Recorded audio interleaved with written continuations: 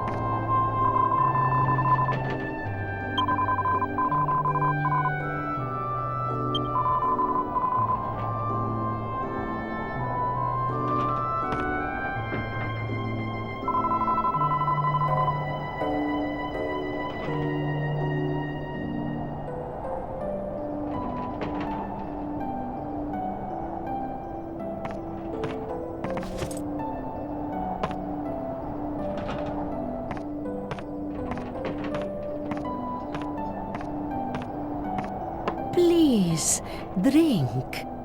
This nook grass tea will keep you warm even in the bitter cold of this snowy land.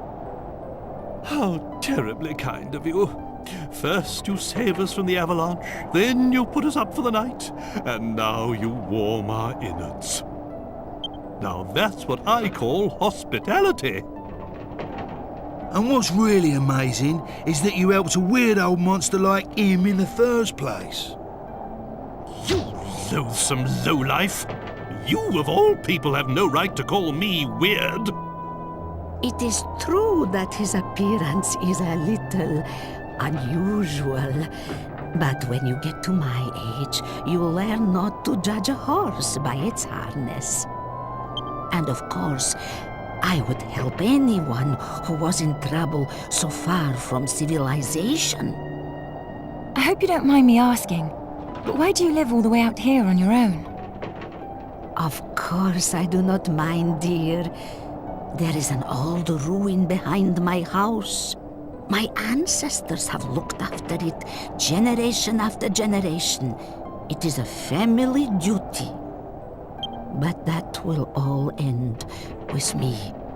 I have no one to follow in my footsteps when my life is finished. Really? It must be pretty tough living on your own like this. Duty or no duty. It is comfortable enough. I have lived here since I was a child, so it is not a hardship. Besides, to live life is not to walk through a meadow. And from time to time, people get lost here in the mountains like you, so I am not lonely. And I always have Boris to keep me company. Ah, on the subject of dogs, we had something to ask you, Marta. This will sound a bit strange, but we're pursuing a big black dog, and we heard that he might have been headed in this direction. There's a good chance he may have come this way. Have you seen anything? No, I am sorry. The only dog I know about is big old Boris over there. Sorry I cannot be of more help. You should ask where there is a lot of people.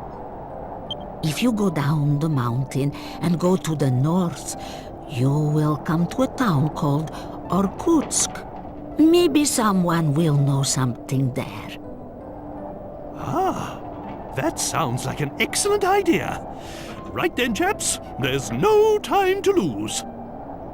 Oh, yo. If you are hasty, others will only be amused. That is an old saying here. One should not be so eager to go back out into the blizzard.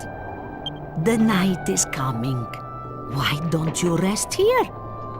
I am sure the blizzard will be gone by morning, so you can leave for Irkutsk then. Yes. Wise words, my good woman. Very well, we shall rest here for the night.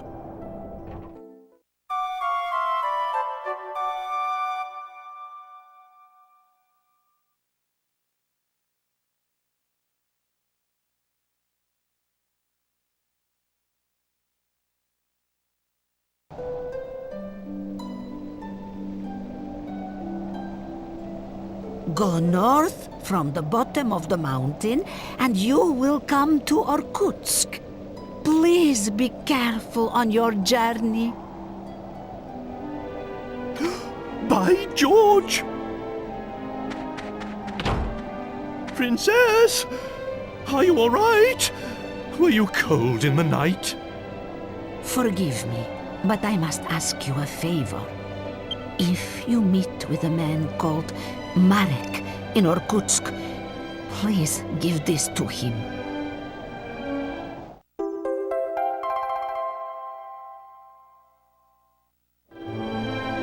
He is probably working with herbs like I am.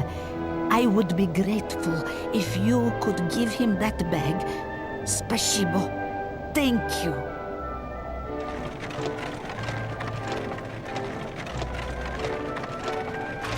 Right then!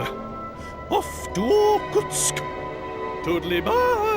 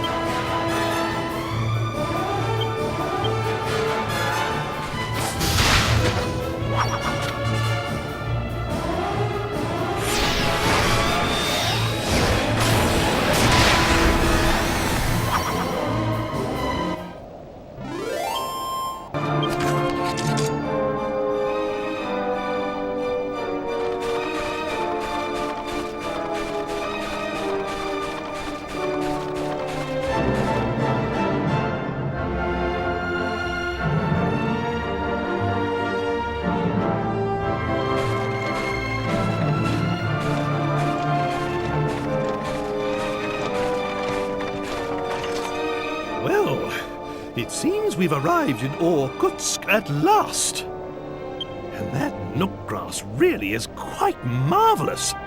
I wasn't a bit cold, even in all that snow. Now we can stay outdoors as long as we like. Excellent! Well, I'll be waiting outside the town as usual. In you go!